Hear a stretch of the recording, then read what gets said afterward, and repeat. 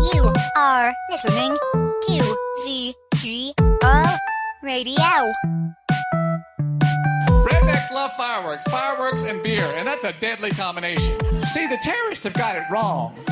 Stop trying to build an underwear bomb and just stand outside a Carolina Panthers football game handing out old Milwaukee's and M80s. We'll be blowing up left and right. But they don't teach that in the fancy terrorism school.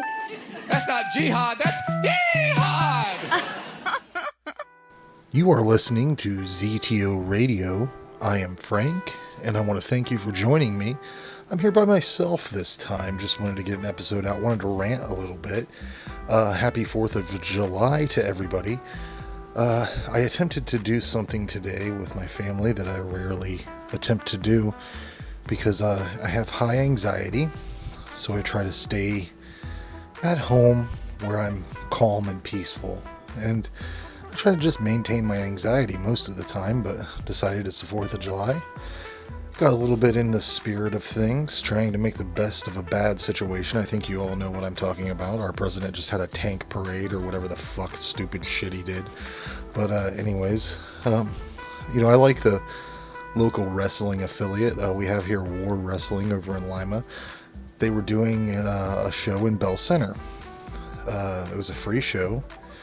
I figured let's go check out some wrestling. I usually take my son to the Lima shows with our old pal Ray McGuff, and thought this would be a good time, get the kids out. There would be activities and food and shit, and then there'd be fireworks, and there was a band there, and I said, why not? So, like everything else that I ever decide and plan to do, this turns into a anxiety nightmare for me. And I'm thinking, I'm not really familiar with Bell Center, but for my basic, my experience with it, it's a very small town. So, but I took it for granted. It's bigger than what I thought. I mean, normally I only am in Bell Center if I'm lost in the country. I always seem to end up in this little ass town, Bell Center, but I usually just drive through it. So, what happened was, we drive there. Everything's cool. The kids were even good in the car on the way there. Aside from a few, are we there yet? The standard shit. There was no fighting. There was no bullshit. It was a fairly peaceful drive. Well, we get there. I realize there's not really an address for where this is happening. It's just kind of at the park, and I don't know where the park is. So we drive down a little ways. I see like some ice cream shops in like a downtown type of area. And I noticed these, like a car show, classic cars and all that. And I say, well, this has got to be where, people are walking into this thing. I'm like, this has got to be like where it's at around this area. So we just kind of park in someone's random yard. And then we walk, and I get in a little bit of a fight with my wife because I don't know where I'm going and I'm just walking. And I'm walking with a purpose because I want to find where we're supposed to be. The ring bell's gonna go off any minute. They're gonna start these matches, and I don't know where the hell I'm at. So we walk all the way down to the end of this classic car show or whatever, and it's blazing hot. Let me let you know. It rained today and whatnot, but overall, fucking hot as shit. So we're walking. We get in a little fight. We get back in our car. We decide we're going to follow the traffic flow and see what we can discover about this little town. So we follow it, and literally, Bell Center, I don't know what the fuck's going on there. I live in Canton, which I thought was like one of the most hillbilly ass, like inconsiderate towns that you could live in this area. But come to find out, Bell Center, unless we're exporting Kentonites to Bell Center for this event, I don't know if a lot of Kentonites go there. I figured most of the people in our town are going to be at the fairgrounds hanging out like a bunch of fucking dipshits like they do every year. Probably doing the same shit, because when we finally find this, area, it's packed. There's tons of people there. And there's no parking. And there's just people wandering like opioid zombies just in the streets. They're not paying attention. There's cars, there's golf carts, there's cars stopping and talking to other cars. Now, I don't know if everybody in Bell Center knows each other and this is a big family reunion, but that's kind of what it seemed like. Like, we seemed like outsiders, and we were. So, we eventually find this area that is like parking. There's a sign that says parking. So we follow, the flow of traffic, and we end up in this kind of like big open field where it looked like people were parked and waiting to watch the fireworks, which is strange because this was around like 6, a little before 6. So we find a spot. There's no order to this. There's no one directing traffic. You just kind of find a spot. So we park next to these idiots that were fucking tailgating. I guess they were just sitting in their truck bed drinking beer. I don't know if that's what people do on the 4th of July. I'm not used to these holidays. I don't do shit like this. So we pull up, and there's just people everywhere. And like, to me, a parking lot is either a parking lot or it's a fucking campgrounds. And these people did not know which was which, because there was people parking here, but there was also people setting up tents. There was people grilling. There was people setting up cornhole matches. There's kids running around unattended, and we're trying to just find a spot. So we finally find one. We walk forever, and it's hot, and my kids are complaining, and they're hungry. I'm hungry. So we eventually get to the area where everything's happening. There's the wrestling ring. They're getting ready to start that. We look around. There's a basic food situation. It's not too bad. And so we stand there and we're watching these matches. Now it's blazing hot. For a period of time, I was holding my daughter, who will be 5 in December. So she's a very large child. She's big for her age anyways. We're giant people. So it's very hot. We're all sweaty. We're miserable. We end up going, well, this wrestling's going to be going on for a while. We decided not to bring our chairs because we didn't want to carry them around, because God knows how long we're going to be walking or doing whatever. I don't want to have to carry that shit. So we decided to walk around and find food. Well, I saw that our ZTOTV's own, from the last Roundup Horror Show, Jason Miller, has his Pig Eaters barbecue set up there. So I go right there. I'm going to support the dude that I know. I get a sandwich. My wife gets a sandwich. We get some sodas for the kids and us. Move down the line. My sons wanted pizza. We got him pizza. My daughter wanted a pretzel. We got her a big pretzel. We sit down in the grass. This is the nicest time I've had so far.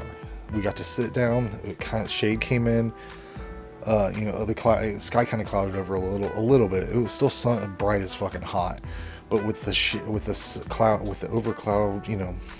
overcast sky, cast some shadow. A few raindrops fell. There was a nice breeze coming.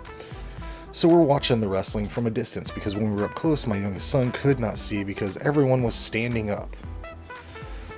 But whatever. Regardless, he can finally see. So we're sitting down. The kids are eating. This dude just decides, this is what I'm saying, there's no rules to this shit.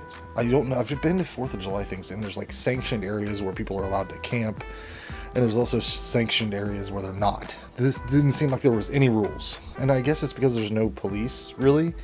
They had a few sheriffs on location, but it was kind of a no-holds-barred situation. But this dude just starts to erect this enormous tent, like big enough to where like 6 people could sit under it. And it literally blocked our view of the ring. So, me and my wife are both getting irritated, and we both have pretty high anxiety at this point. So we decide, my oldest son didn't really want to see fireworks. He kind of has an issue. He's very sensitive to sound. He hates explosions and stuff, and people kept popping him off all over the place, scaring the shit out of these kids. So my kids aren't really into the fireworks thing, and I think it's dumb anyways. So we decide we're not going to stay. It's almost 7 o'clock. We still would have like 3 hours to entertain these kids. And when you're not a person sitting there just drinking beer, it's very hard to just ignore these kids. I know this sounds horrible, but it seemed like that's what a lot of people were doing. Sitting down, drinking beer, talking to their friends, not paying attention to their kids at all. So whatever. Doesn't matter. We decide we're going to leave. But before we leave, we've promised the kids cotton candy. We're going to swing by that cotton candy booth on the way out. They can eat it on the way to the car. It'll keep them content. It'll keep us sane. Everything will be cool. So we go there, we get the cotton candy.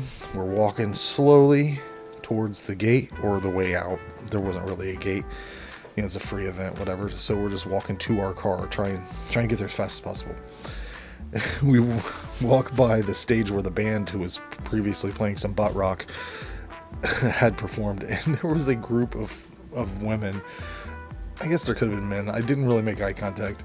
I don't know, but they were all singing like a falsetto, a cappella style doo-wop song. And my wife looks at me and she goes, "Get me the hell out of this hell." And I had already started laughing whenever they started doing that doo-wop a cappella stuff. But when she said that, I fucking lost my shit. I was laughing at these people. And there was plenty of other people to laugh at on the way to the car. Ridiculous. The thing that pissed me off the most and pissed her off the most was by the time we got to the car, these hillbillies had created a fucking labyrinth of stupid.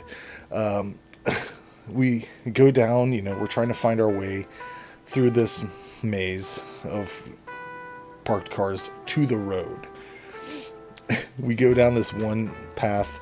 A dude has literally got a full size smoker and grill blocking the entire way for us to get through. So she had to do a weird U-turn, manipulating around cornhole games, loose children, grills, people completely not paying attention to get back to finally get on the road.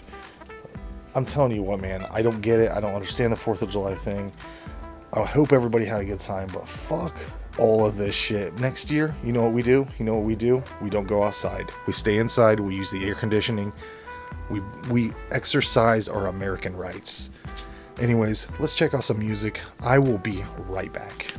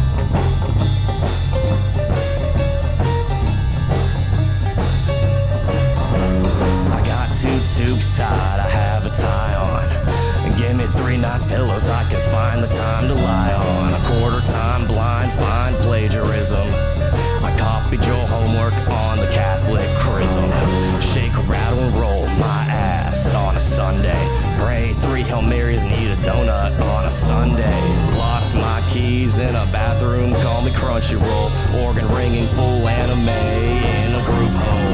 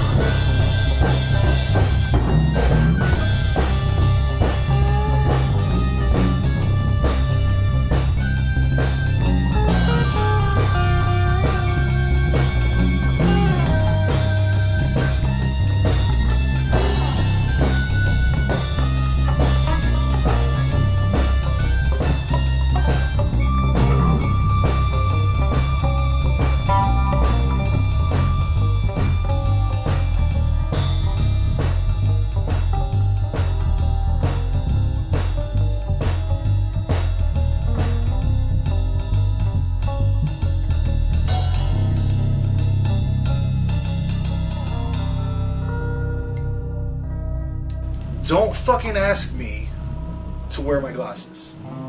I don't wear these things to look cool by any means. I can't fucking see.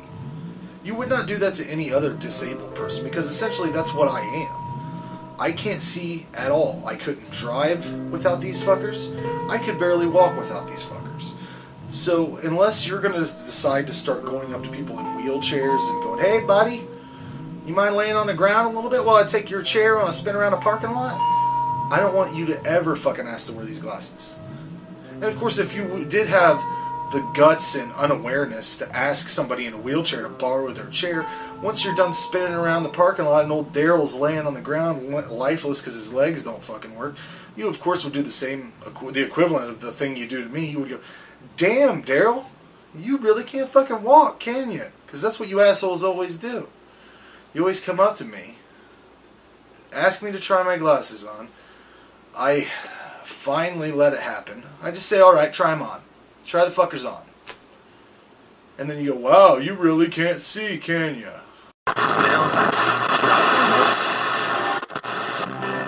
And now, a ZTOTV podcast sampler platter. You can listen to all of our programming by simply searching ZTOTV wherever you listen to podcasts. Honestly, do you remember, like, when we were younger, how hard it was for pedophiles to find people? I mean, Jesus. Like, honestly, the only thing was, like, we were told two things in school. It was like, only go to the one ice cream truck. Sure. And it had to be the one that had the signs on it. And clearly. At least 20 kids around. You can't just have ice cream sprayed on the side. And if somebody came up to you and was like, your mom or dad's in the hospital, you had to have a code word like some weirdo. And what's funny is, did you ever experience that? I never once had someone pull up beside me like, your dad's in the hospital, what's the code word? Yeah, no one ever tried to kidnap me. I wasn't desirable, I guess. I don't know. Sort of hurt my self-esteem at first, but after a while I got over it. We're really learning a lot about your ass. This is therapy for me with people. Yeah, apparently, Jesus. Again, we're slowly starting to discover you're the more fucked up person in this Oh, you have no idea. And you know what was a cool movie? The movie with Dennis Hopper where Easy Rider. Easy Rider. That was a cool movie, but it wasn't like a lifestyle choice. You know what I would like to see was if in Easy Rider, either Dennis Hopper or what was his name? Newman Paul. Was it Paul Newman? No, it was Peter Fonda. Peter Fonda. Yeah. If Peter Fonda or Dennis Hopper were driving down the road, because a lot of that movie is just no matter what you say about it, that movie is just a lot of motorcycle riding. Yeah. If at one point they're driving side by side and Dennis Hopper goes, hey, like taps him on the shoulder because they can probably reach each other. Yeah. Hey, you see that up there? Looks like old Farmer Johnson didn't mow his grass right. It's all over the road. Yeah. What do you want to do? I bet Peter Fonda would look over and go, are you a fucking pussy? Yeah, right? Have yourself another drink. Actually, wouldn't that have been a better ending? Yeah. Instead of the hillbilly shooting him, they just slid in the grass and exploded. Still same song, and everything still same camera angle. Yeah. The river flows, it flows to the sea. Wherever that river goes, that's where I want to be. Flow, river, flow. Backyard Wrestling, Don't Try This at Home, and its sequel, Backyard Wrestling 2, There Goes the Neighborhood, which are two of the worst wrestling games of all time. And I actually like WrestleMania the arcade game. I've covered that in a previous episode, just how awful some of these games are. From the hit detection that make anything you threw into a heat-seeking missile that would hit your opponent. Seriously, if you threw something from one side and aimed the wrong way, it would magic bullet his way around, hook, and hit the guy anyway. That's how awful this game was. Both of them. There were two of them, and they were both awful. Then there was the roster, which included guys like New Jack, Vampiro, Madman Pondo, former WCW walking billboard for breast implants, Tylene, Major Guns Buck, and Twisted. Who's Twisted? If you're an ICP fan, you know who I'm talking about. If you're literally anyone else, you're half tempted to bring up Google right now. Apparently in 1998, everybody's mutated, or half the population is mutated into pig monsters. The pig monster knocks him down. He knocks his daughter out of the way. He's about to get cleaved in two. And what happens? A minigun goes off, blasting the top half of the pig monster off. Zooms into... It's Kowalski. And he goes, Kowalski, you motherfucker, you. And the daughter's like, no, I reprogrammed him. He's on our side now. Terminator 2 style. Terminator 2 style, that's right. He's like, good to see you again, Kowalski. Dun-dun-dun-dun-dun. And then out of nowhere, you hear a car in the distance. We think that the movie's over, but no. Out of nowhere, a car time travels into the picture. It's a Trans Am. Because every 80s movie has to have a Trans Am. Does some fucking donuts, stops on abruptly on the dime. The camera pans in onto the dashboard. What do we see? We see a robot hand. No, well, we see a robot hand, but we also see the almanac from Back to the Future that's 2. Right. Another homage. The robot hand belongs to none other than our hillbilly friend from the beginning. That tells jokes. Trans Am Hillbilly, he's back. If you turn it on and hit play as soon as it starts, if you're not laughing and excited about what's going on, just shut it off. That's excited. Woohoo! Yes, just what I wanted. Don't lie.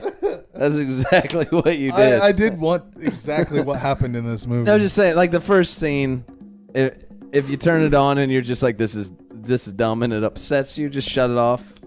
If you laugh and say this is going to be great, let it roll. Near the end of January in 1959, a group of 10 hikers from the Ural Polytechnical Institute set out on an expedition in the Ural Mountains, located at the time in the former Soviet Union. One man would turn around and head back before climbing the mountain, where the other 9 people in his group inexplicably lost their lives, sometime between February 1st and February 2nd, 1959.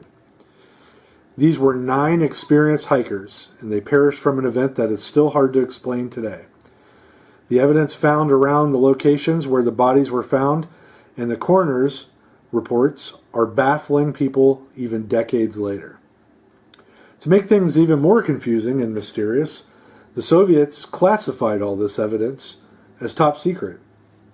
They told the families and friends of these men and women that they died of hypothermia and exposure from being caught in an avalanche. They also closed the mountain to all hikers for 3 years afterward. After the collapse of the former Soviet Union, USSR, many of the classified documents of this incident began to surface. And this might be the only reason we ever learned of the mystery of the Dyatlov Pass incident. So you like Hot Pockets, huh? Yeah, they're great. I'll be an advocate for Hot Pockets. I mean, Philly steak and cheese. The pizza ones are kind of shitty. Yeah. The cheeseburger ones, they're kind of shitty too. The cheese is good, but the meat sucks. You were the worst advocate for Hot Pockets. Like, yeah, it's over with. But I eat them all though. I eat them all though. I prefer them when they're not cold in the center. Right. Hot Pockets. But I do still eat them even when they're cold in the center. So.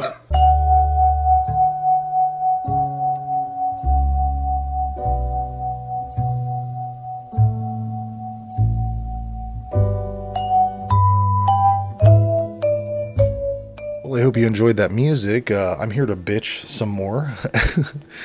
I've had a lot of things happen to me today. It always happens around holidays. I get wound up.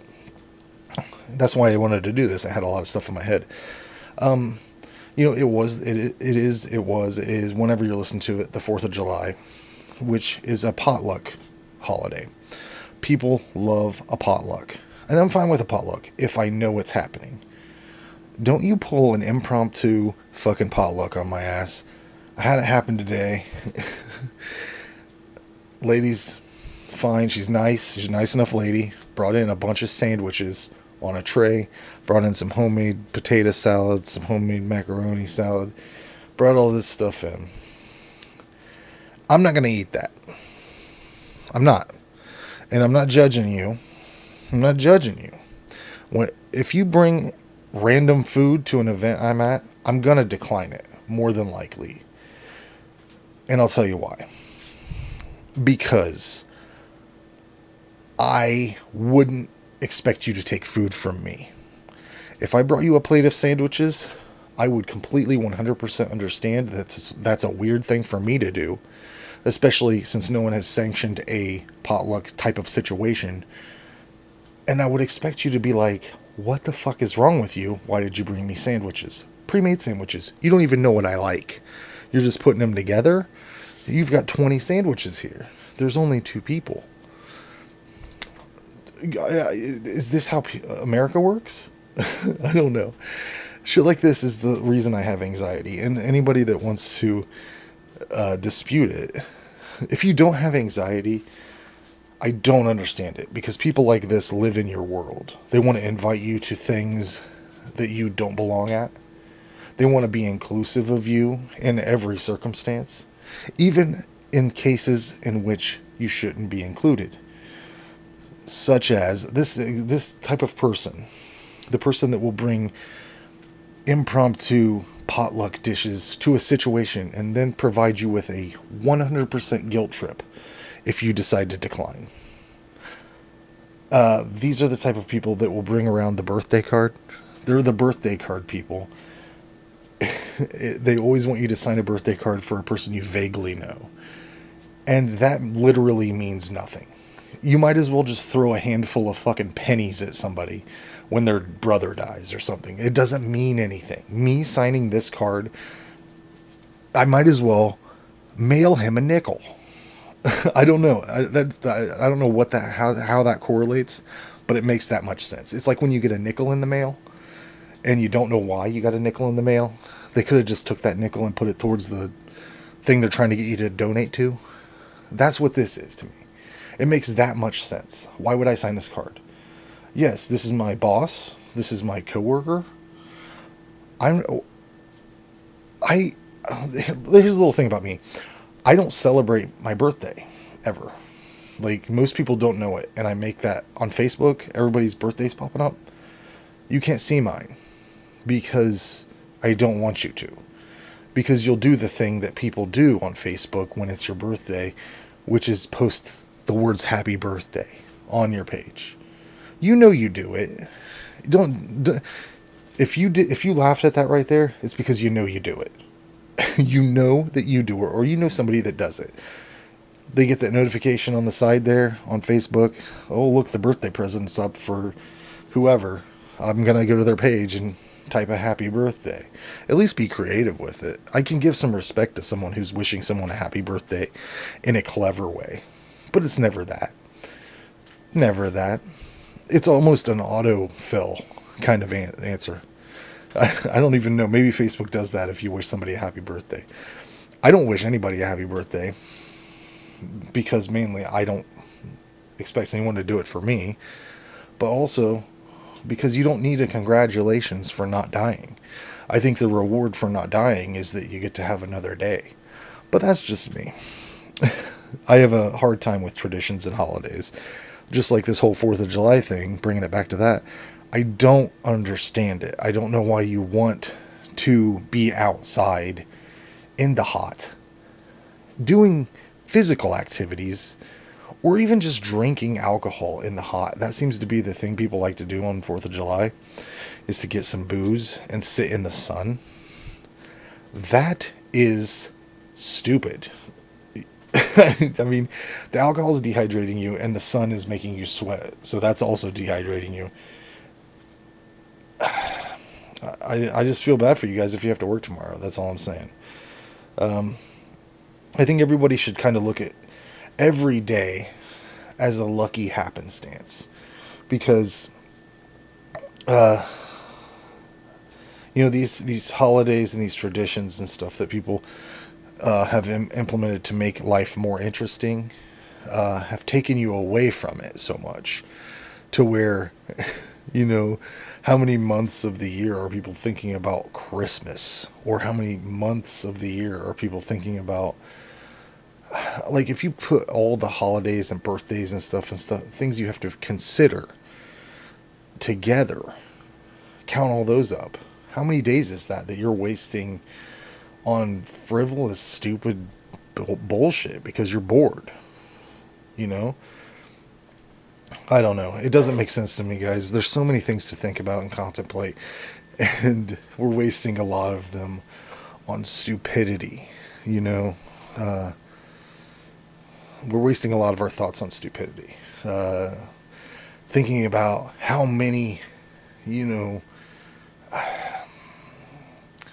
presents you can buy for somebody, or thinking about how you can properly spend this holiday or properly execute this birthday wish. It's all pointless. Consider every day a goddamn blessing and a lovely happenstance that you get to enjoy, and you won't have to worry about holidays. Holidays ruin everything. I may sound like an asshole, but think about it. When's the last time you had a good one? When's the last time you had one that wasn't filled with stress or fucking uncomfortable circumstances or unreasonable get-togethers that are combining people that are from completely different hemispheres of your life? In my life, I would never mix my friends with my family in a get-together, but I get invited to them shits all the time. And I'm like, ooh, that would be awkward, or that would be weird, Anyways, thanks for listening to ZTO Radio. Most of this show is just going to be clips from other shit, and I'm going to insert myself ranting here and there. We're going to hear some music, all that good stuff. But yeah, we'll be right back.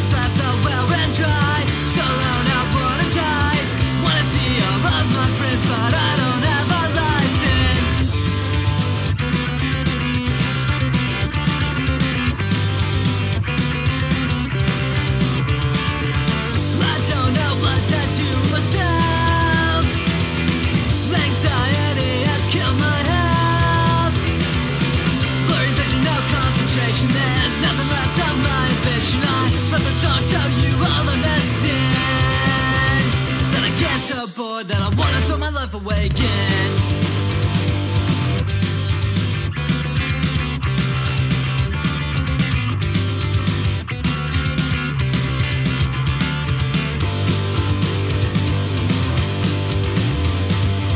This generation sucks. For the trends, I'm just a mud. It's certain gears inside my gut. I'm going to the bathroom to throw up in. What's the point of life if it just seems to make you sick? Trying not to be bored, but I wanna hang myself my am cord, yeah!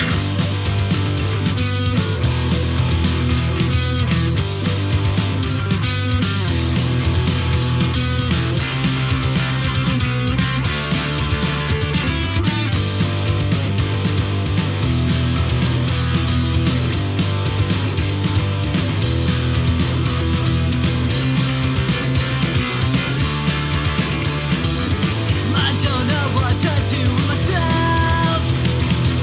Anxiety has killed my health. Blurry vision, no concentration. There's nothing left of my ambition. I wrote this song so you all understand that I get so bored that I wanna throw my life away again.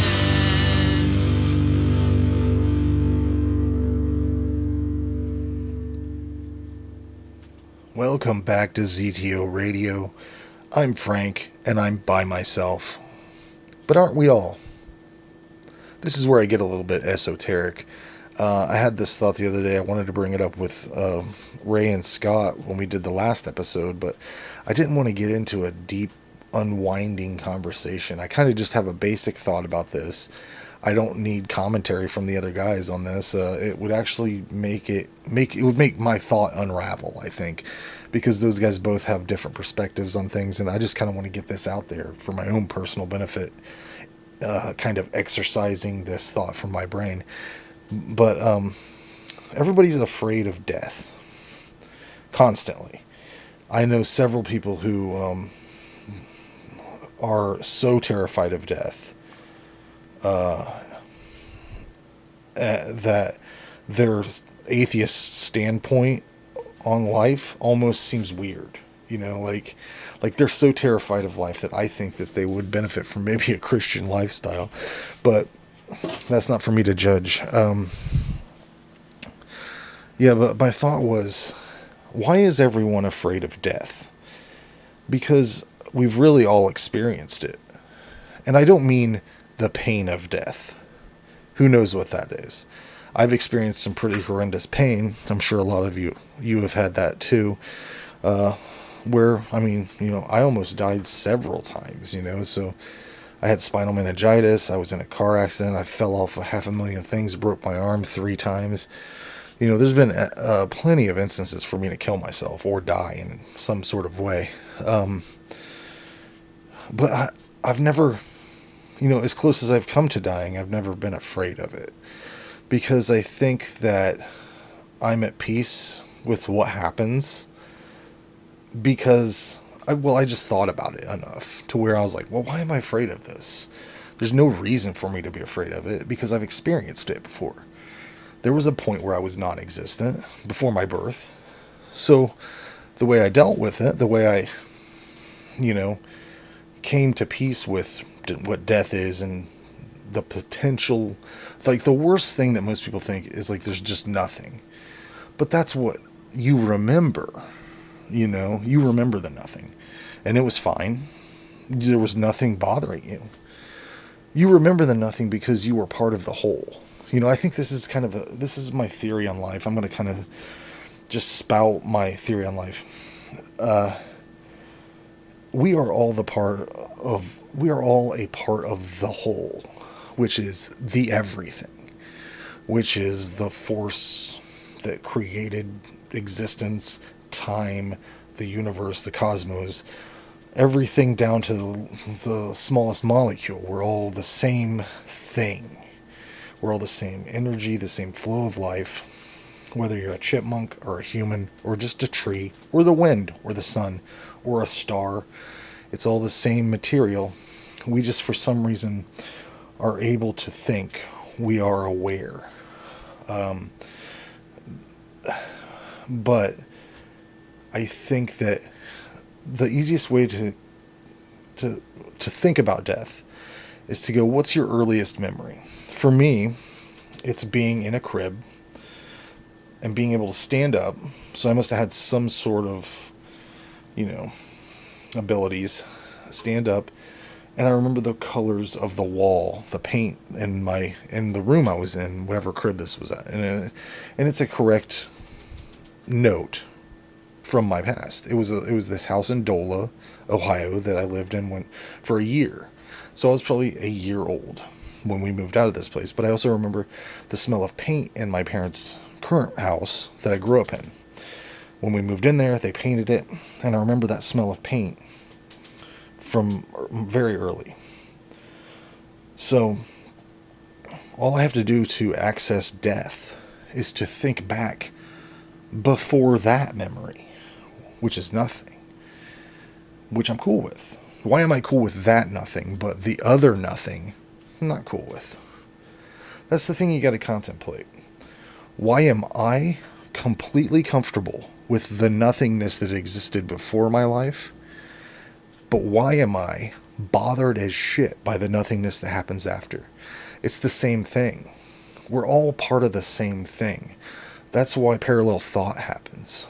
That's why so many phenomenon happen around the world. Because we're all part of the same thing.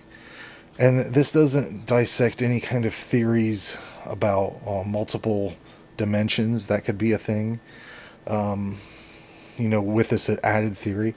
Also, any other theories can work into this as well. Your religion can work into this thought. It doesn't matter. None of it matters. Just think about it, guys. That's all I'm saying. Nothingness is nothingness is nothingness. And this is ZTO Radio. Let's lighten it up with some music.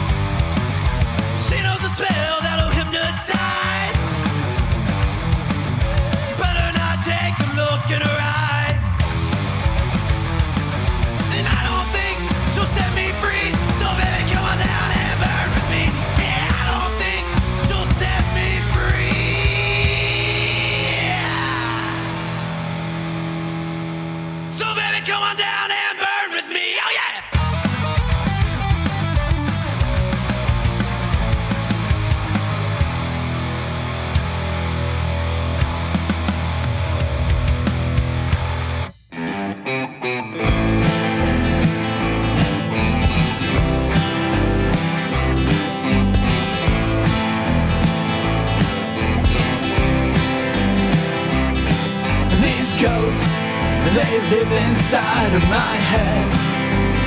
I feel it in my throat, words that can't be said. I start to choke, start turning red. I just can't cope, I haven't found a way yet. I've been crawling on my knees for so long, just trying to find a way, trying so hard. And every time I'm standing tall, I just get kicked down again.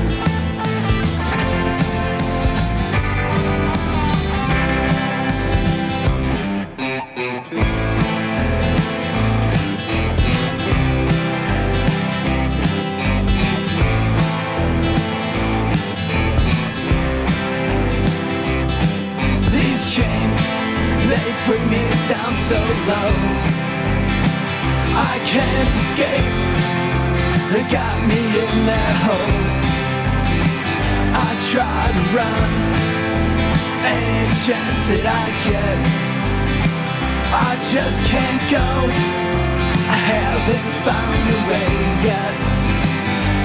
I've been crawling on my knees for so long, just trying to find a way, trying so hard. And every time I'm standing tall, I just get kicked down again.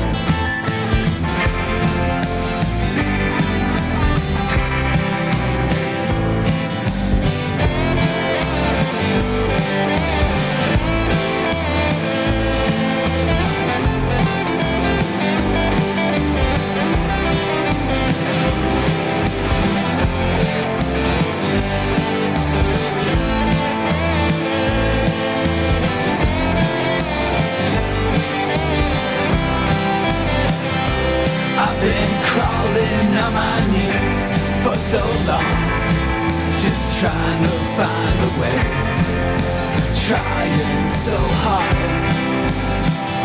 And every time I'm standing tall, I just get kicked down again.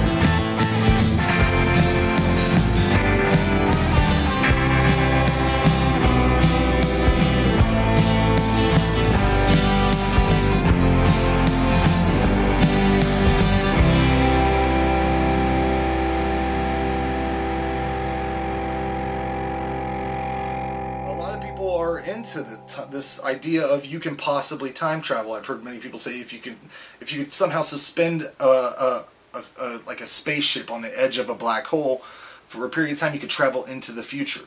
Well, for me personally, I have traveled into the future. I've had prophetic dreams about what the future will be like, and they're so graphic that I feel the need to share them with you people that are like so obsessed with. I want to see what what do you think the future is going to be like? I'll tell you right now what the future is going to be like. Flying spiders. Think about it. The spider is going to evolve, and it will eventually have wings. Now, I have seen this in many graphic dreams. They're haunting me my entire life. But that's the only downfall about the future that I seen from these dreams, was that there are flying spiders. And they're very large. So, aside from that, it doesn't appear that there's any other downfalls. It seems like there's all positives, actually. There's plenty of natural resources due to the low population from the giant flying spiders.